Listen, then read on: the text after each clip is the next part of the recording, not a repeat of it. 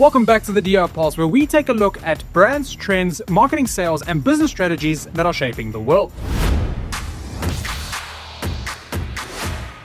Rihanna's $35 million luxury fashion house with LVMH collapsed in just 2 years. Now, whispers from inside the world's largest luxury empire suggest they may sell their 50% stake in Fenty Beauty, a billion-dollar brand once hailed as the future of inclusive luxury. So what happened? How does one of the most powerful pop stars on earth, partnered with the richest luxury group on earth, lose the rhythm? And what can every brand, agency, and founder learn from a partnership that changed the game and then fall silent? Let's rewind to 2019. Rihanna, a global music icon, fashion muse, and self-made billionaire, becomes the first black woman and the first non-designer to lead a fashion house under LVMH. For context, that was more than a business move. It was a cultural statement. LVMH's roster is royalty: Louis Vuitton, Dior, Givenchy, Fendi, houses built on centuries of heritage. Now, for the first time, that table made space for a creator who represented the modern consumer, digital first, global, and unapologetically diverse. This wasn't a celebrity collab, it was a system shift. I bet that Rihanna's influence, the same energy that made Fenty Beauty a billion-dollar breakout, could rewrite the playbook of fashion luxury itself. At launch, Fenty Maison promised to be everything traditional couture wasn't. Fast, accessible, conversational, no fixed fashion calendar, no seasonal restrictions. Each drop was designed to mirror how people actually shop, by mood, not by month. The debut collection captured that mood perfectly. Sculptural silhouettes, gender-fluid tailoring, denim corsets, and a refined but streetwear aesthetic that mirrored Rihanna's personal style. Fearless, cosmopolitan, and unfiltered. Fashion critics called it the first Instagram-native Maison, and for a moment, it felt like luxury had finally caught up with culture. It's the kind of launch most marketers dream of. Perfect narrative, timing, cultural relevance, and a founder with built-in community equity. But launches this loud create equally high expectations. In the world of legacy luxury, disruption is easy to announce, but much harder to sustain. This was more than a brand debut. It was an experiment to see if influence could become infrastructure. But this is where strategy meets structure. The same traits that made Rihanna's beauty line unstoppable, accessibility, diversity, speed, would later clash with the very DNA of luxury fashion. The launch was met with curiosity, admiration, and hype. Vogue called it a new vision for modern luxury. Business of Fashion described it as a bridge between street and salon. Every headline positioned Fenty as the brand that would pull couture into the now. But beneath the spotlight, the cracks appeared early. Fenty Beauty had a viral ignition moment, 40 foundation shades that emotionally resonated with millions of women who'd never seen themselves represented in a luxury aisle. It wasn't just product, it was personal validation. Fenty Maison, by contrast, didn't land the same moment. It had the attention, but not the anchor. There was no single product or message that carried the same emotional clarity. Sales data told the quiet story. High engagement, low conversion. Instagram was filled with adoration, comments, reposts, but not orders. Fans loved the brand spirit, but not necessarily the brand store. And here's the paradox. The same woman who built her empire on inclusion suddenly owned a Maison that felt out of reach. For Rihanna's core community, Fenty Maison wasn't empowerment, it was aspiration. Just priced out of touch. Fashion insiders put it bluntly: too urban for couture, but too couture for culture. And that label hurt because it revealed a bigger truth. The brand was stylish, but not story-rich. It looked bold, but emotionally hadn't found its audience yet. And in luxury, story sells before stitching. But the new generation wasn't looking for discovery. They were looking for reflection. They didn't want to join the old system. They wanted the system to adapt to theirs. And that was the tension. LVMH sold heritage. Rihanna sold identity. The two languages never quite synced. In brand terms, this was a signal of misalignment, what we often call a narrative mismatch. When your message and your market love you for different reasons, scale turns from an advantage into a mirror. Fenty had reach, but not resonance. And in digital culture, resonance is the only real currency. By early 2021, the dream had dimmed. LVMH and Rihanna jointly announced that Fenty Maison would be put on hold, pending better conditions. Officially, the culprit was pandemic disruption, but insiders whispered what every strategist already knew. The pause wasn't about the moment, it was about the model. Fenty Maison wasn't failing creatively, it was failing structurally. The Maison struggled with three pillars that every modern brand must balance: pace, fast cultural branding collided with slow, hierarchical luxury operations. Pricing: $800 denim jackets without heritage weight created aspiration without justification. And purpose: the messaging oscillated between empowerment and elitism, a conflict that diluted credibility. This wasn't about product quality, it was about context. Rihanna's community expected access. LVMH's world demanded aspiration, and that gap between belonging and prestige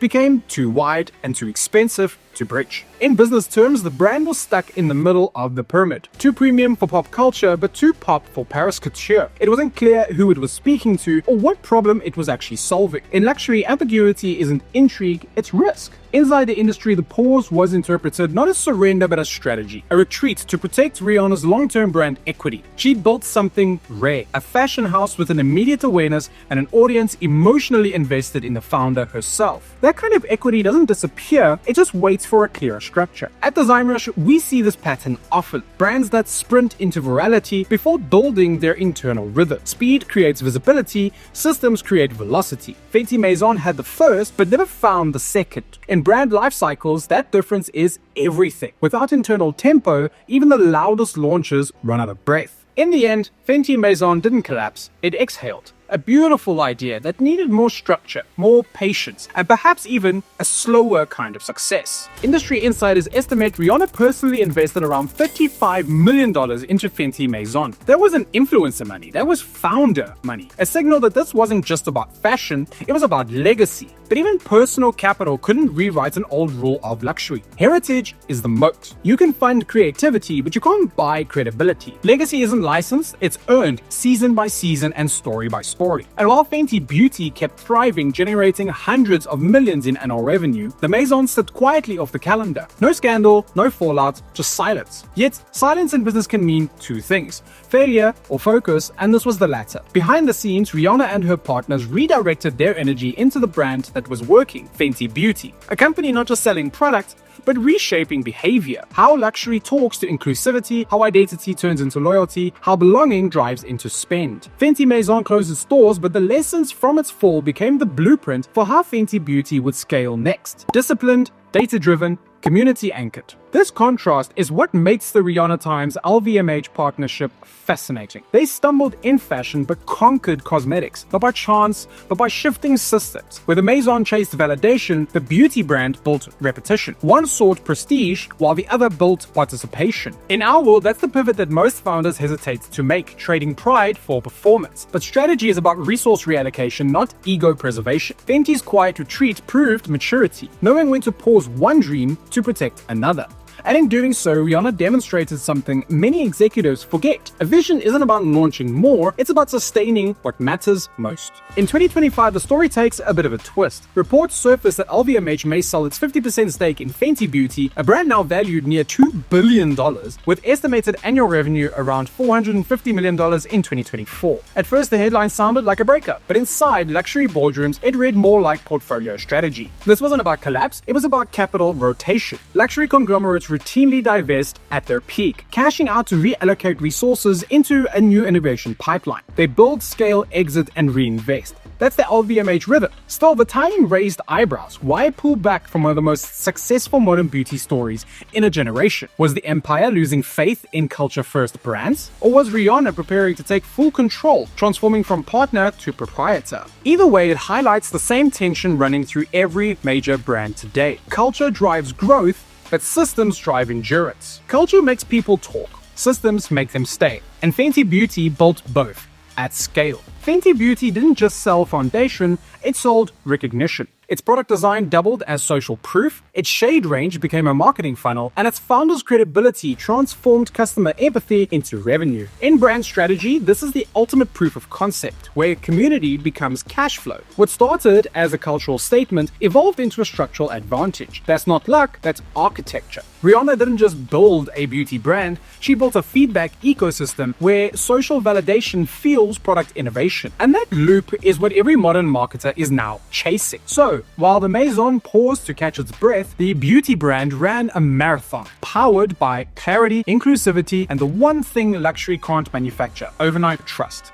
The Fenty story is a masterclass in the new brand paradox. Luxury thrives on scarcity, ritual, and craftsmanship. Culture thrives on inclusivity, immediacy, and scale. Rihanna's genius was capturing culture, making beauty accessible, aspirational, and real. But when that same energy moved into fashion, it clashed with the slow, ceremonial rhythm of luxury. You can scale distribution, you can't scale mystique. And here's the deeper insight for brand leaders. Fenty didn't fail because it broke rules, it failed because it tried to merge two ecosystems that reward opposite behaviors. Every founder faces this trade-off eventually. Do you chase visibility or value? Speed or story? Fenty's legacy reminds us you can't build both at once. So what can brands, agencies, and marketers actually take away from the $35 million Fenty experiment? Number one, virality isn't strategy. Hype fades, but systems sustain. Fenty Beauty built one, but Fenty Maison didn't. Number two, focus sales faster than fame. Fenty Beauty had one mission, inclusive skin tone. The Maison had many, but none anchored. Number three, culture is an accelerant, it's not a foundation. It gets you attention, not longevity. And number four, heritage takes time. You can't borrow history from a conglomerate. You have to earn your own. Number five, purpose alignment is non-negotiable. When two brand DNAs diverge, one cultural, one corporate, conflict is inevitable. Brands born from culture must eventually evolve into systems, frameworks that protect identity through product, storytelling, and timing. Otherwise, what began as authenticity becomes inconsistency. Rihanna and LVMH's collaboration reshaped an industry. It showed how culture could challenge couture and how clarity defines longevity. In the end, the $35 million failure became a priceless lesson. You can't build legacy overnight, you can't buy brand soul, and you cannot scale luxury without meaning. Because in the modern market, focus isn't just strategy, it's survival. I'm Rob and this is the DR Pulse. Thanks so much for watching. If you enjoyed it, make sure to hit that like button and consider subscribing for more brand breakdowns just like this.